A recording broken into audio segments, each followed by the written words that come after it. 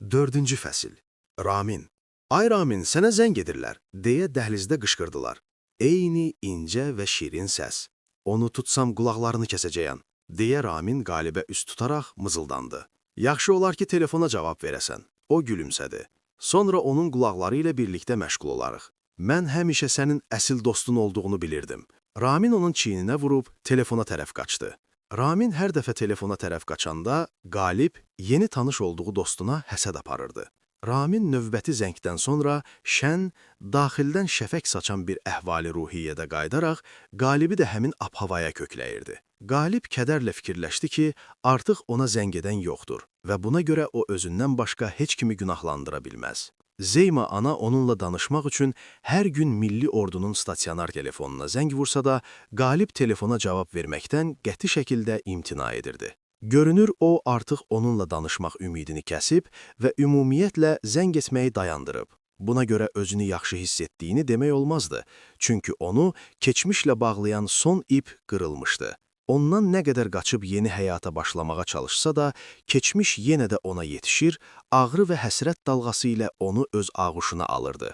İndi o, həqiqətən tək idi. Kazarmada arxası üstə uzanıb, çatlamış tavana baxırdı. Təəccüblüdür ki, burada, bu narahat və bəzən təhlükəli mühitdə o daxilən hüzur tapmağa başladı. Onun həyat yolunun kəskin dəyişməsi Qalibə bütün bədbəxtliklərindən uzaqlaşmağa və diqqətini bura və indiki mühitə yönəltməyə kömək etdi. O, bazaya gedən yolda avtobusda Raminlə tanış oldu. Daha doğrusu durmadan danışan Ramin ona bircə dəfə də olsun yoluna sükutla davam etmək şansı buraxmadı. Qalib əvvəlcə sustu, qaşqabaq sallamaqla ünsiyyət qurmaq istəmədiyini sərgiləməyə çalışsa da, Raminin mehribanlığına və inatkarlığına qarşı tab gətirə bilmədi. Qalib təslim oldu. 4 saatlıq yolda artıq Ramin haqqında hər şeyi öyrəndi. Sanki bütün həyatını onunla keçirmişdi. Öyrəndi ki, Ramin aviasiya akademiyasını bitirib və əskərlikdən qayıdan kimi onunla evlənəcək sevgilisi var. Qalib özü haqqında heç nə demədi. Ramin bunu anlayaraq təkid etmədi. Bəlkə də məhz onun bu emosional kübarlığı, əsaləti onu Qalibə belə sevdirdi və dostluqlarının təməlini qoydu. Bu 3 ay ərzində onlar artıq birlikdə çox şey gördülər və həm yaxşı, həm də o qədər də ürək açan olmayan xatirə arxivini yarada bildilər.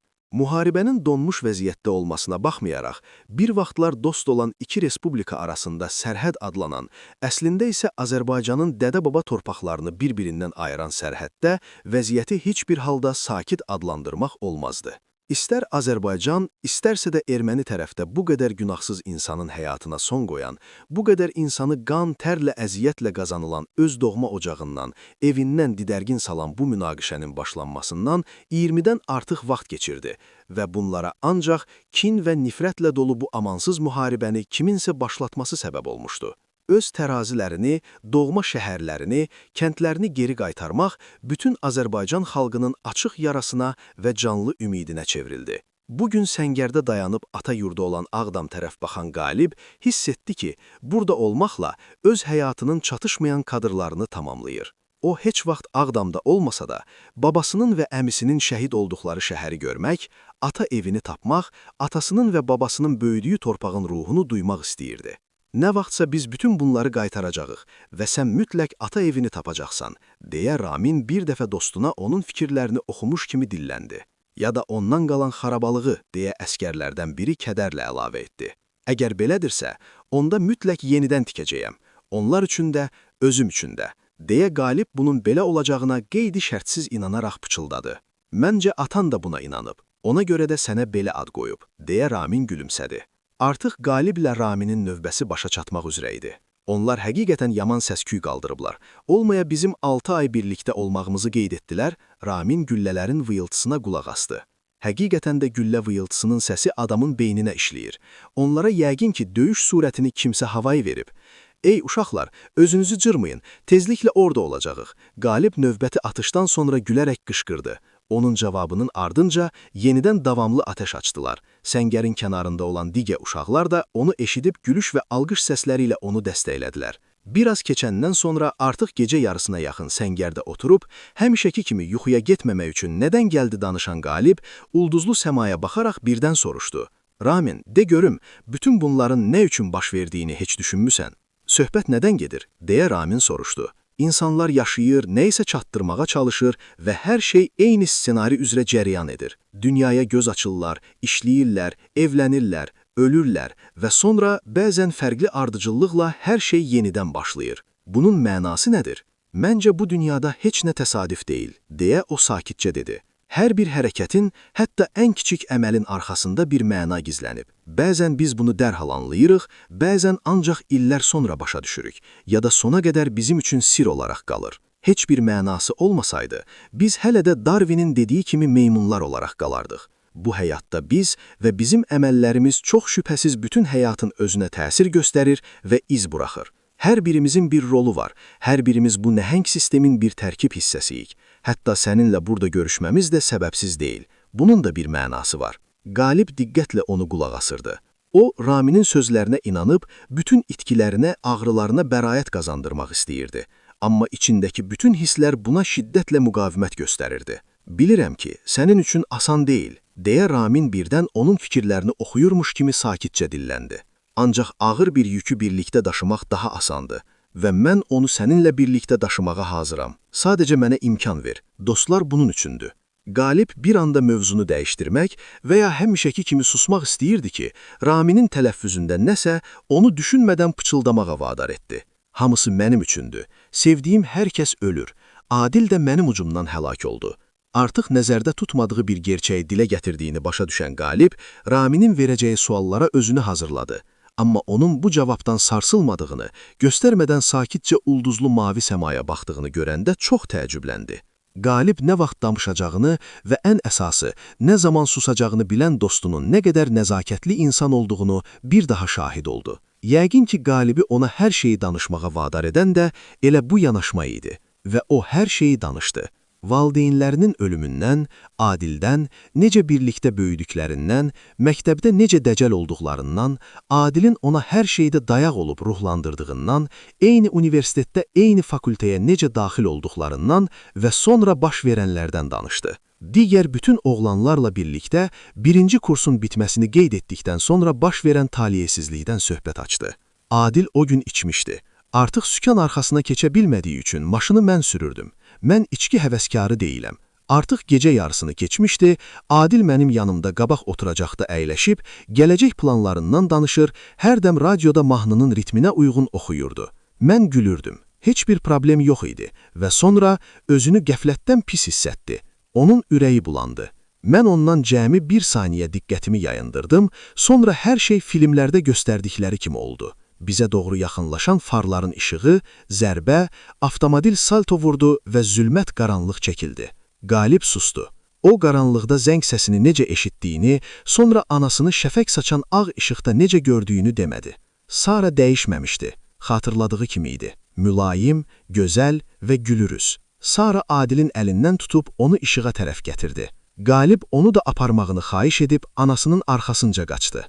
Amma o dönüb, mehribanca gülümsədi və dedi, hələ ki vaxtı deyil, əzizim, nə qədər güclü olduğunu xatırla, sən öhdəsindən gələcəksən, sənə inanıram və zəngin səsini təqib etməyi unutma. Qalib dərin nəfəs aldı. O hələ də bilmirdi ki, bu nədir, anasından bir mesaj, yoxsa sadəcə zərbənin təsirindən yaranan halüsinasiya. Xəstəxanada oyandım, deyə Qalib davam etdi. Mən qançıqlar və beyin sarsıntısı ilə ölümdən canımı qurtarmışdım. Lakin Adil sağ qalmadı. Qalib dərin nəfəs aldı və biraz fasilədən sonra əlavə etdi. Zeyma ananın yeganə oğluna yas tutaraq ağladığını eşitdim. Bu hadisə mənim günahım ucbatından baş vermişdi. Mən də qaçdım. Gözlərinə baxa bilməzdim. Sükan arxasına əyləşməməliydim. Taksi çəkməliydim. Nə olursa olsun, bu lənət gəlmiş sükan arxasına keçməməliydim. Qalib gözlərini Ramindən yayındıraraq hirslə qışqırdı. O, Raminin gözlərində nəyi görmək istədiyini bilmirdi. Bəraət yoxsa hökm. Ramin haqlı idi. Olub keçənləri danışdıqdan sonra biraz yüngülləşdiyini hiss etdi. O, özünə və Adilin əziz xatirəsinə doğru ilk addım attığını anladı. Raminin simasında isə ən yaxın və həssas dost qazandı. De görüm, əgər zamanı geri qaytarmaq mümkün olsaydı və sən yenidən o maşında olsaydın, nəyi fərqli edərdin? Ramin gözlənilməz soruşdu. Bilmirəm, deyə Qalib çaşdı. Bəlkə də mən zərbədən yayınmasam, onu qəbul edərdim. Bəli, onda bəlkə də mən indi bir tərəfdən özünü günahkar hesab edərək əzab çəkən Adillə, digər tərəfdən də oğullarından birinin yası tutan Zeyma ananın yanında oturacaqdım. Mən belə başa düşürəm ki, onun 2 oğlu var. Çünki sən onun telefon zənglərinə cavab verməsən də, demək olar ki, hər gün komandirdən səni soruşur, deyə Ramin sakitcə dedi. Qalib sarsıntı içində dostuna baxdı. Bir tərəfdən Zeyma ilə onun ünsiyyət qurmaq cəhdindən əl çəkmədiyi, həm də 23 yaşında olmasına baxmayaraq, Raminin müdrikliyinə heyran qaldı. Bir sualı verməklə başına gələn hadisəni başqa rakursdan baxmağa məcbur etdi. Mən bunu bilmirdim, deyə Qalib sakitcə dilləndi.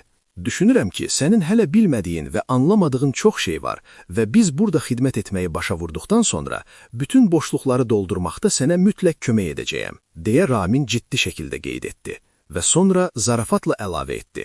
Amma əvvəlcə kazarmanın tavanına baxıb belə səfkəsinə gülümsədiyin kimi kimin haqqında düşündüyünü söyləməlisən. Qalib zarafat, bununla bizim axşam etiraflarımızı bitmiş hesab etmək olar, deyən Qalib zarafatla Raminin başından papağı vurub yerə saldı.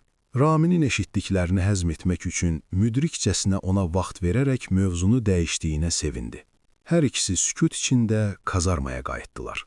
Qalib bu susqunluğa görə Raminə minnətdar idi. Necə baş verdiyini bilməsə də, ruhunun necə hüzur tapdığını hiss etdi.